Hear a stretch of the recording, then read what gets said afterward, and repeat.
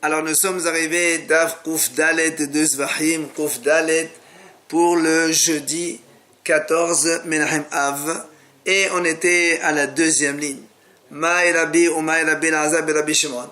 La Gemara pose une question.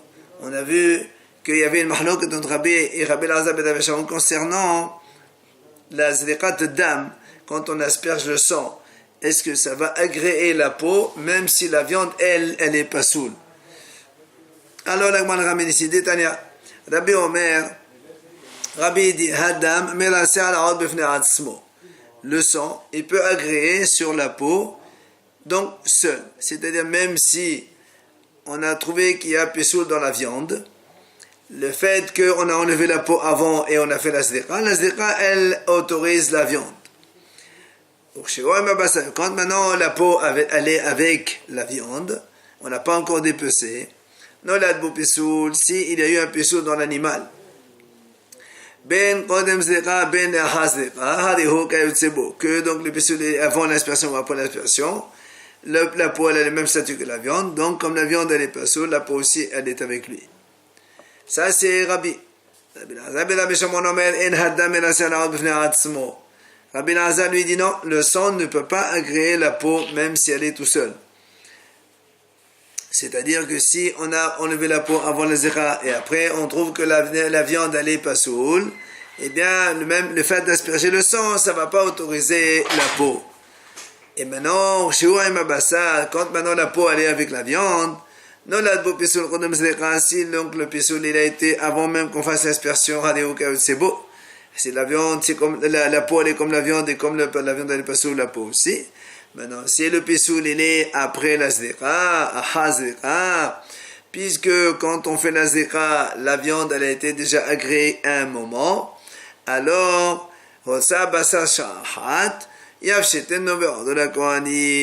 alors on a le droit donc d'épecer la peau et la donner au Kohanim, puisque la viande elle était à un moment cachère, la peau aussi elle est.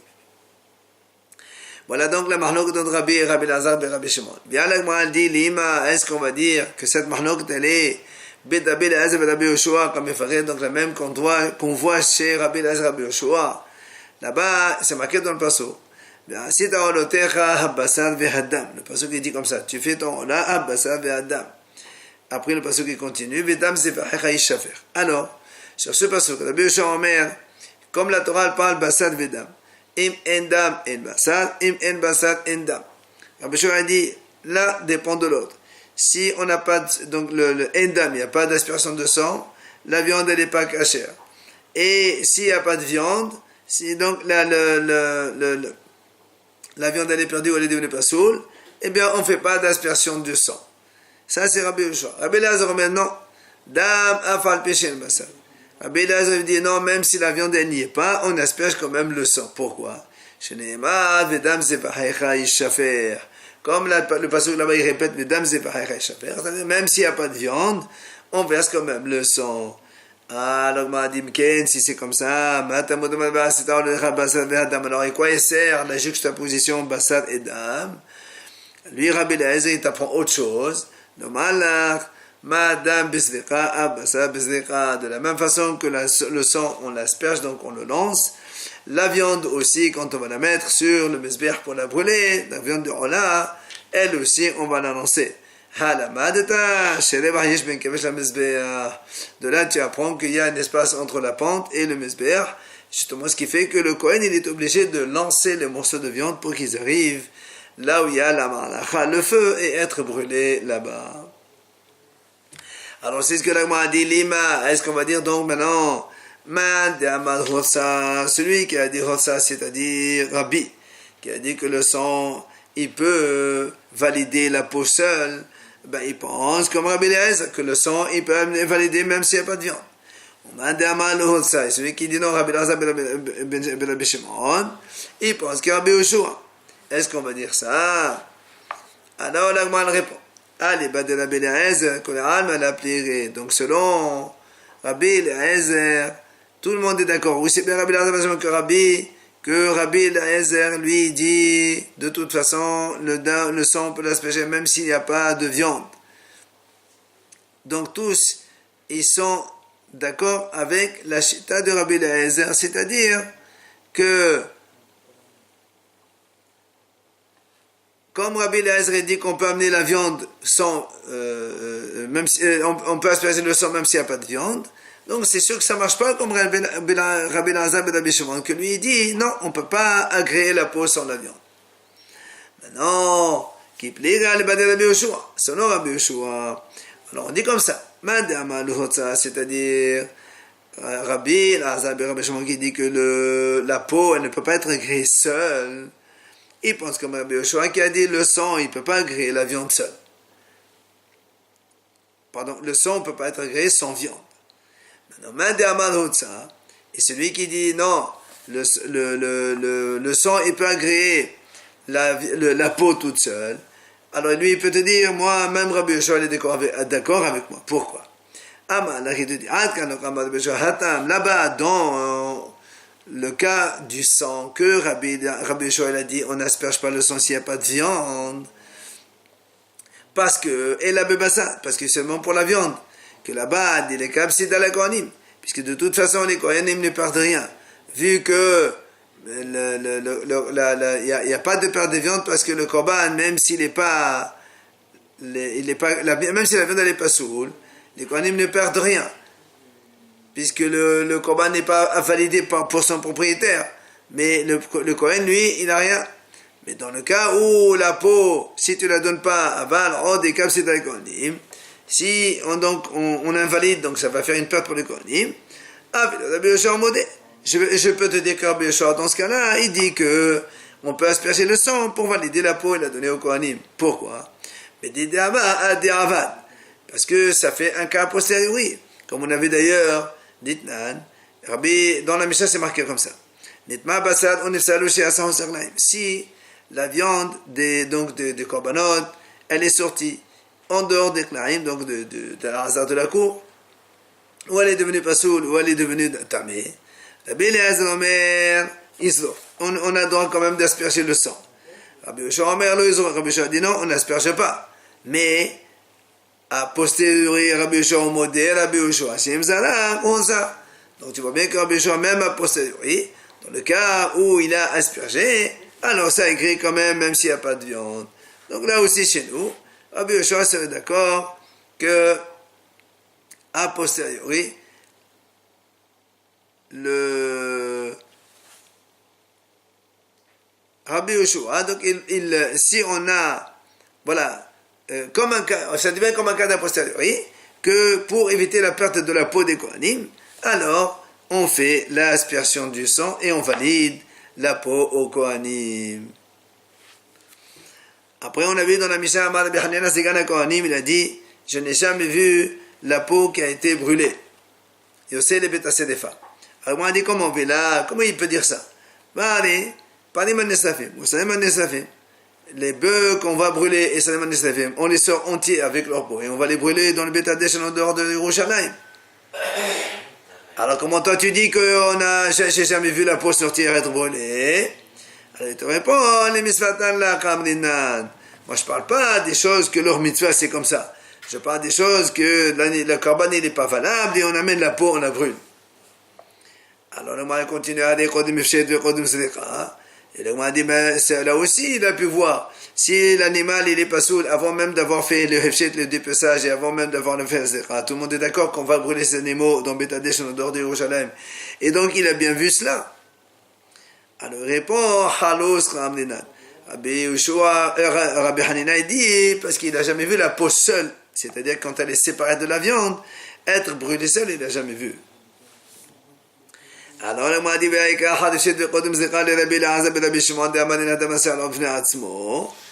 pourtant, nous on a vu selon Rabbi Eliezer et Rabbi Shimon que même si on a enlevé la peau et on n'a pas encore aspergé le sang, et après on a aspergé le sang, on a dit que le sang ne valide pas la peau, et donc cette peau-là va être brûlée. Donc il a bien vu une peau qui va être brûlée donc en dehors.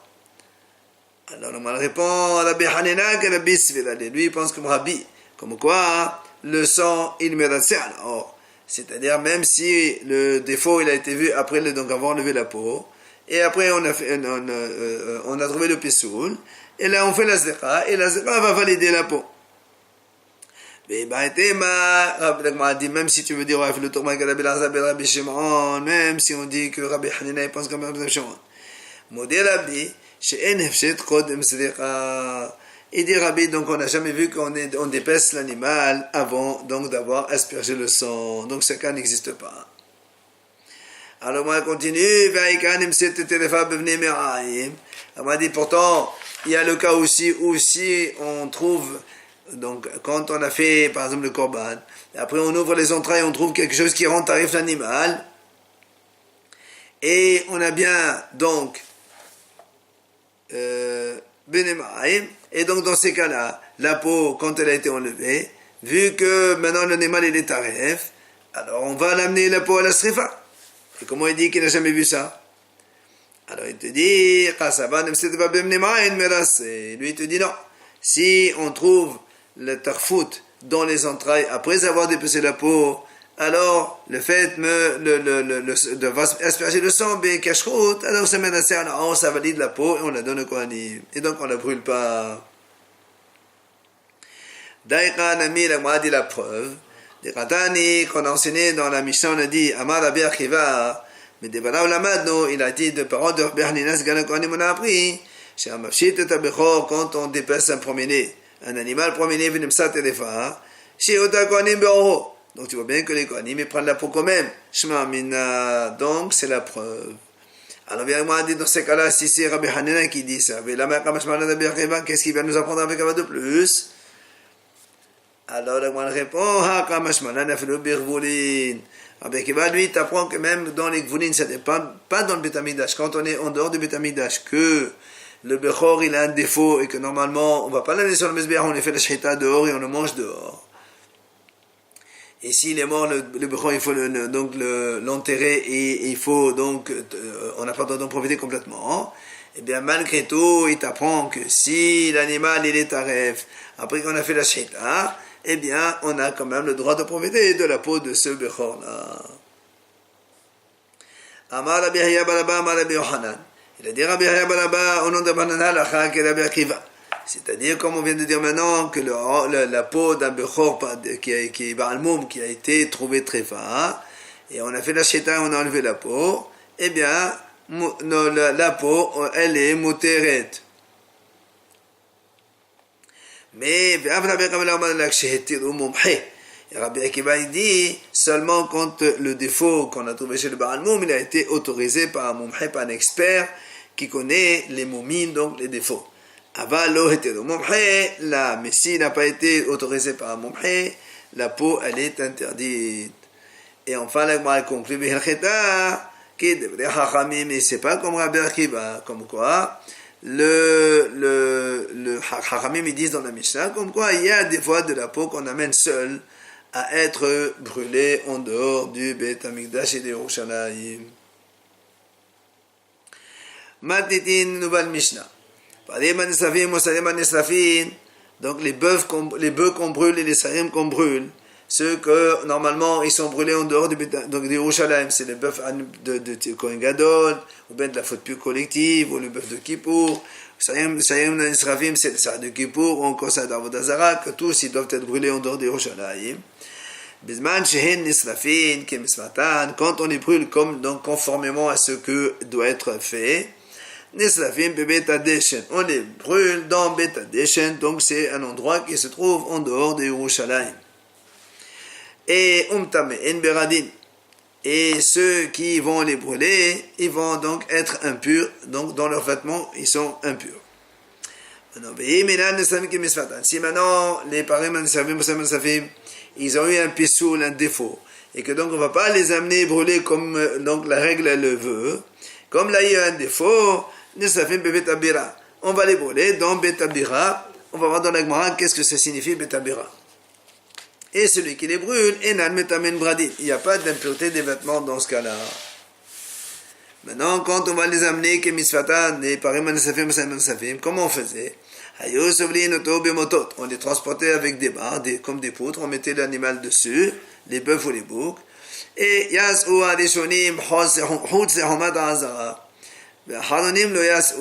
si maintenant les deux premiers qui portent les deux poutres, ils quittent les premiers la muraille de la Hazara, alors que les deux autres derniers qui portent en arrière, ils ne sont pas encore sortis. Les premiers, déjà, ils rentrent, donc ils ont leurs vêtements qui sont impurs, parce qu'ils ont quitté déjà la Hazara, mais pas les derniers qui n'ont pas encore quitté la Hazara. Jusqu'à ce qu'ils sortent. Dès qu'ils sont sortis tous les quatre, alors ils deviennent donc aptes à donner l'impureté à leurs vêtements. Rabbi Shimon Omer, Rabbi Shimon lui il n'est pas d'accord. Rabbi Shimon dit quand est-ce que les Kohanim transmettent l'impureté à leurs vêtements, que seulement ceux qui brûlent dans la majorité, donc ceux qui sont en train de brûler les parim ou les saïrim, et que le feu a déjà pris dans la majorité de ces animaux. Nita rabassa, si maintenant la viande elle a été complètement brûlée, même s'il y a un Kohen qui vient, il bouge, il mélange des choses, et Nasodev metame bradim, même celui qui s'occupe de ça encore, il n'y a plus de brûlés, puisqu'ils sont déjà, il n'y a plus de tum'a, parce que la viande elle a été déjà brûlée. Gmara maïbira. On a dit tout à l'heure dans la Mishnah que si la viande des parim nesravim, donc les korbanot, ils ont un pissoul, on les brûle dans Betabira. Qu'est-ce que c'est Betabira? Amar Rabba Baba Hanan Rabbi Yohanan. Makom yesh beharabayit ou bira shemo. Donc au nom de Rabbi Yohanan, on dit c'est donc un endroit qui se trouve dans Harabayit qui s'appelle Bira. Mais le Shama, kol Harabayit kulo kano Bira. Le lui dit non, c'est toute l'enceinte du Beth Amikdash, ça s'appelle Bira. Sheneema habira shelachenoti. Comme il a dit Shlomo HaMelech,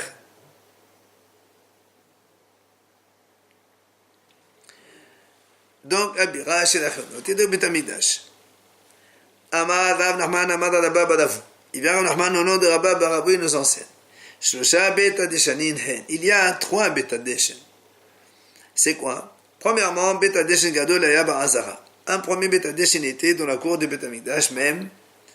Et là-bas, Shesham, qu'est-ce qu'on brûle là-bas? Sofin, Psoulé, Koché, Kadashim. Donc les Koché Kadashim qui deviennent Pasoul. Normalement, les Koché Kadashim, on les mange dans la Hazara. Mais s'ils sont Pasoul, on les brûle dans le Betadesh qui se trouve dans la Hazara même. Les Emoré, Kadashim, Kanim. Et on brûle aussi là-bas les Emorim, les graisses des sacrifices légers qui sont devenus Pasoul. On ne peut pas les mettre sur le Mesber, on les brûle dans le Betadesh.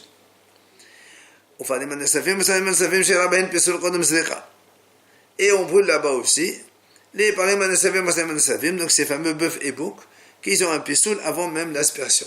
Ça, c'est le premier Betadesh. Au Betadesh, un deuxième Betadesh se trouvait dans le Harabayit, dans le monde du temple. Shesham, là-bas, que là-bas, on va brûler tous les parim anasavim, que le pissoul il est venu après avoir aspergé le sang. Maintenant, maintenant aussi, les parim anasavim, ils sont donc conformes et tout, donc à la halacha. On va les sortir en dehors des 3 camps, donc en dehors des Yerushalayim, et on va les brûler là-bas. Ça, c'est Rabba Baravu. Tani Lévi, il vient Lévi aussi, il dit, Shlosha Beta Deshanin, il y a aussi 3 Beta Deshen. Beta Deshen Agadol, Hayaba Hazara, donc Beta Deshen le grand qui se trouvait dans la Hazara, Shesham. Il y a une petite nuance entre ce qu'il dit lui et ce qu'il a dit Rabba Baravu. Sofin Pesoli Kodsher Hadashim. Là-bas, on brûle donc les Kodsher Hadashim qui sont devenus Pasoul. Les Emorim Hadashim Kalim, aussi les Emorim des Hadashim légers qui sont devenus Pasoul. Et aussi, au Farim Anasam Shabem Pasoul Ben Kodem Zeka Ben Hazara. Lui, il dit, on brûle là-bas aussi dans la Hazara, les Parim Anasam Safim, dans lesquels il y a un défaut, soit avant l'aspersion, après l'aspersion, c'est pareil. Le deuxième Beta Deshen, au Beta Deshen, Beharabayit, Shesham, Sofin, Parim Safim, Shabem Pasoul, Biseata. On brûle là-bas seulement les Parim Safim, qu'ils ont eu un défaut à leur sortie. Dès qu'ils sont sortis de Hazara, ils sont devenus Pasoul, on les brûle là-bas sur place, donc Harabayit. Maintenant, Uch Misvatan, Hous, les Shlosh Mahanot. Maintenant, quand les Parim Safim, ils sont conformes, eh bien, on les amène en dehors des 3 camps, c'est-à-dire en dehors de Yerushalayim pour les brûler là-bas dans Betadesh. Voilà le 3e. Bien, Ba'ir Rabbi Yirmiyah. Rabbi Yirmiyah, il pose une question. Lina, ma'u sheto'il bifarim anisafim, sa'im anisafim. Nous, on sait que il y a ce qu'on appelle pisul lina, c'est-à-dire la viande ou les graisses interdites qui passent la nuit, si on ne les met pas sur le mesbéach, ils deviennent pasoul. Alors il pose la question, si on ne les amène pas le jour même, ils passent la nuit, donc, est-ce que,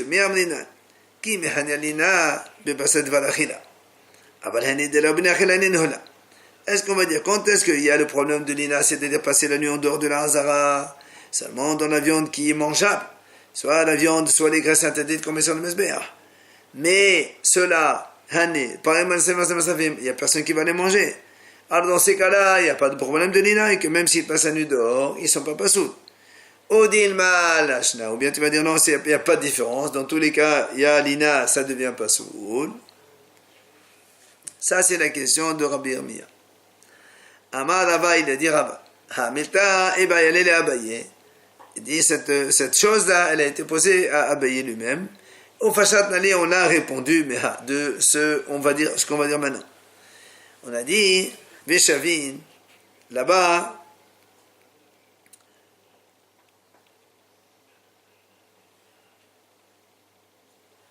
il y a une mahloket entre Hachamim et Rabbi Shimon. Est-ce qu'il y a pigoul dans Parim Anisrafim? C'est-à-dire quelqu'un, un Kohen qui fait la shchita de Parim Anisrafim, et en même temps il pense à quelque chose, donc soit manger le korban en dehors, ou de temps, ou donc mettre les mourir en dehors du temps. Il dit tous les deux, même ils sont mahloket sur pigoul, mais Beshavin, ils sont d'accord par contre. Si le Kohen, il pense manger les bœufs en dehors du temps, ou bien il pense les brûler en dehors du temps, chez le Hasagloum, là il n'y a pas de pigoul. Pourquoi? Parce que le pigoul n'existe que quand les choses qui sont mangeables, soit la viande par l'homme, ou les hémorrhoïdes par le mesbéach. Or ces parim-là, ils ne sont pas mangeables. Donc même si tu penses les manger, il n'y a pas de mauvaise pensée là-dessus. Et brûler non plus, ça n'existe pas. Alors, l'Agma dit, Maï, là, la passe, là, puisque tu me dis que la pensée, elle ne marche pas dans le alors on va dire, l'ina nami la passe. Même le fait de passer la nuit dehors aussi, ça ne rend pas pasoul. Voilà donc ce qu'on a posé, donc on a répondu. Bien, l'Agma repousse et dit, mais non, vidil ma mahashava de la passe, l'ina passe. Pourquoi tu veux comparer les deux? La mahashava, d'accord, elle ne rend pas pasoul. Mais le fait de passer la nuit dehors, peut-être que ça va t'amener, donc ça rendre pas sourd. Tashma, on essaie de répondre autrement. Parim Manslavim, donc l'Agma dit, quand, donc ces fameux Parim Manslavim, Mo'alin Bahen, Mishur Dash, dès qu'on les a donc consacrés, il y a celui qui en profite, il est Hayab Me'ila. Maintenant, Nishhatu, dès qu'on aura fait la shita, ils deviennent aptes à être impurs s'ils sont touchés par un tvoulium, donc un individu qui a fait la tvila le jour même et il n'a pas passé la nuit, ou encore un Kohen qui doit, ou un individu qui doit apporter le korban même après avoir fait le mikvé et la nuit est tombée, il faut encore apporter le korban le lendemain, il n'a pas encore fait. Donc s'il les touche, il les rend pas sous. Et il y a marqué aussi Belina. Et aussi passer la nuit. Là, on m'a dit passer la nuit quoi? Maïla ou les nat bassa. N'est-ce pas qu'on parle que si la viande elle passe la nuit dehors, ils deviennent pas saouls? Et donc la réponse à notre question. Alors là, on m'a dit non, là, les nat hémorines, là-bas on parle, c'est pas la viande qui est passée la nuit dehors. C'est les hémorines, les graisses qu'on doit amener sur le mesbéach. C'est ceux-là qui, donc, ils rendent pas saouls le korban. Mais la question, elle est toujours, si la viande elle passe la nuit dehors, est-ce que c'est pas saoul pas? Alors le m'a dit, puisqu'on voit dans les Sefa, c'est marqué là-bas, puisque la Sefa dit, tout le temps on est moïl dans cette viande qu'on amène dans le Betadesh tant que jusqu'à ce que la viande soit complètement brûlée. Mais des Sefa Bassa, des Shaname Bassa, puisque la Sefa parle de la viande, alors la Récha aussi on parle de la viande. Et donc, on reprend la réponse de tout à l'heure. Le lina, c'est l'ina de la viande. Et donc, ça les rend pas saouls. Viens-moi, elle repose, m'aider, pourquoi tu veux dire la même chose? Sifa, bah ça, Recha et Mourin. Moi, je peux dire la Sifa, elle parle de la viande, mais la Recha, elle peut dire que c'est interdit, et on parle pas de la viande. Alors, on essaie de répondre autrement, Tashma. Netan et Lévi. Donc, Lévi, il a enseigné, il a dit comme ça. Chez Rabahin Pesoul, bis et Atan. Donc, il a dit, Lévi, là-bas, dans Beta Deshen, que le Betadesh qui se trouvait à la bête. Là-bas, on brûle les paramètres qu'il y a eu un pisson dans leur sortie. On m'a dit, qu'est-ce que ça veut dire ça, la sortie? L'Avlina, n'est-ce pas, qu'ils sont sortis, donc ça veut dire qu'ils ont passé la nuit dehors. On m'a dit, non, là, pisson, on fait solide, c'est un. Soit ils sont devenus tamés, soit ils sont sortis donc de la Hazara avant même la Zliqa. Bah, il y a Rabbi Lazar. Il vient Rabbi Lazar, il pose une question. Il sait, est-ce que si on a sorti la viande de Saint-Pas des avant la Zliqa, est-ce que ça les rend pas sous ou pas? Alors on m'a dit, c'est quoi ta question? C'est quoi ta question? Ça veut dire, puisque cette viande-là, de toute façon, on va la sortir en dehors du Beth d'Yerushalayim. Qu'est-ce que tu poses la question? Est-ce qu'ils sont pas sous ou pas? Alors on m'a dit non. Parce que nous, on a une discussion justement à propos de si les Qadashim Qalim, la viande des Qadashim Qalim, qui normalement, elle aussi, elle sort de la Hazara, puisque les propriétaires vont l'amener à Yerushalayim pour la manger. Alors, Rishakish pense que si elle est sortie avant la Sadiqa, il y a ce qu'on appelle Pissoul Yotse. Pourquoi? Parce que le Higaz Manola, c'est pas encore le temps. Alors, l'agma a dit, ça c'est dans les bassins de Qadashim Qalim. Est-ce que Miamrina, Hannim, les bassins de Sofona, c'est Houva? Ça, seulement que la viande, qu'il n'est pas obligé de sortir. C'est pour ça que s'il s'est sorti avant l'aspersion, alors il n'est pas sous. Ah ben, mais les pareilles de Sofana, c'est Houva. Ça, c'est obligé qu'on doit les sortir du Beth Amikdash et en dehors du Yerushalayim pour les brûler.